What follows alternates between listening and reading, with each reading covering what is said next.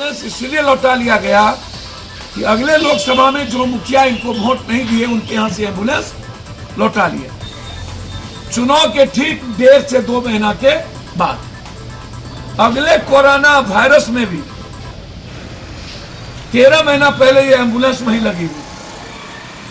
मैं इन्हें चुनौती देता हूं कि यदि सच में वो बता दे, भाई आपको तो कोई लाज होगा नहीं, मंत्रिमंडल से आपको हटा दिया भ्रष्टाचार के आरोप में, तब भी आप थथरई करते हैं। आप जहां के चेयरमैन एमपी लोग के क्लब के बने हैं वहां भी घोटाला, तब भी आप थथरई करते हैं।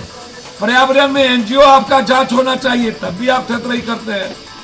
आप के बारे में आप किस किस को क्या किए हैं मैं उसमें नहीं जाऊंगा, आपके तरह मैं ओछा नहीं हूं। कभी बीपीपा के भरोसे, कभी जनता दल, कभी बीजेपी के भरोसे अनुकंपा पर जीतने वाला, जिनका अपना कुछ हो ही नहीं। अब वो हमें राजनीति तो मोदी जी भी करते हैं बनारस में आके, राजनीति तो गुजरात जी भी आके चुनाव लड़े। हिंदुस्तान का सरहद जी से लेके मधुलिमय, मुफ्ती मोहम्मद सईद, एमजे अकबर, चंद्रशेखर जी, अटल जी, जौहर साहब, शरद यादव, सब बिहार को और देश में सब जगह जाते हैं। देश में कोई, हमारी डेमोक्रेसी सबको इजाजत देती है सब जगह जाने, और हम एक पार्टी के हैं। मधेपुरा घर नहीं है, बिहार घर है मेरा, और हम बिहारी हैं।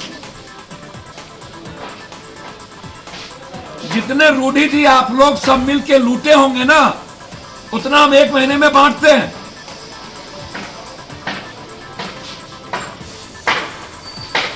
एम्बुलेंस की बात करते हैं, छपरा में जितनी घटना घटी, पप्पू यादव ने 50,000 से लाख रुपया पहुंचाए, और वो सारे प्रूफ के साथ। आप एक भी मर्डर और घटना में आज तक नहीं गए, लिस्ट फिरहस्त है। हमारी कोई निजी दुश्मनी नहीं है, लेकिन मेरा सवाल है कि जो एम्बुलेंस का पैसा आपने चलवा के लिया वो कहां रखा? एफआईआर होना है, वो आप निजी पैसे कोष में नहीं रख सकते थे। सरकार का पैसे का गबन हुआ है, तो जब सरकार के पैसे का गबन हुआ तो एफआईआर होगा ना, इंक्वायरी होगी ना। और जब आपको ड्राइवर नहीं हो सकता,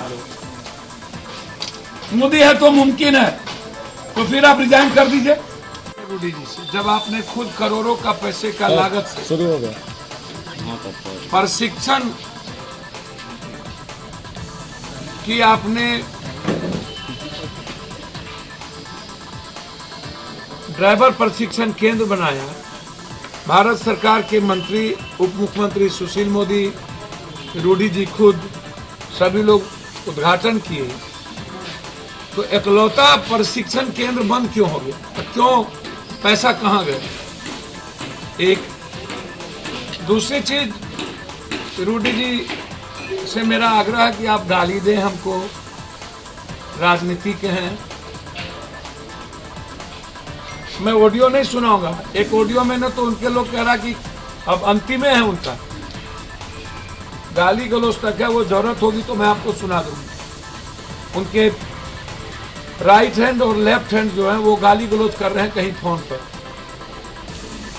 जितने अभ्रम शब्दों का, यदि मुझे गाली देने से और पप्पू यादव को मरवा देने से, यदि एम्बुलेंस फ्री हो जाए बिहार में और दवाई और नर्सिंग होम,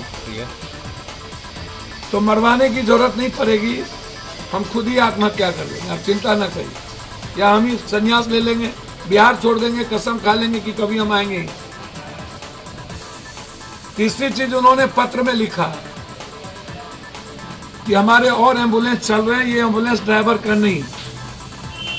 तो पहले तो आप ये बताइए कि ये सरकार का पैसा है, जनता का पैसा है, डीएम इसके अथॉरिटी स्लिप होते हैं, वो सिग्नेचर करते हैं, आप इसको कहीं कैसे लगा सकते हैं? आप सिर्फ रिकमेंड कर सकते हैं।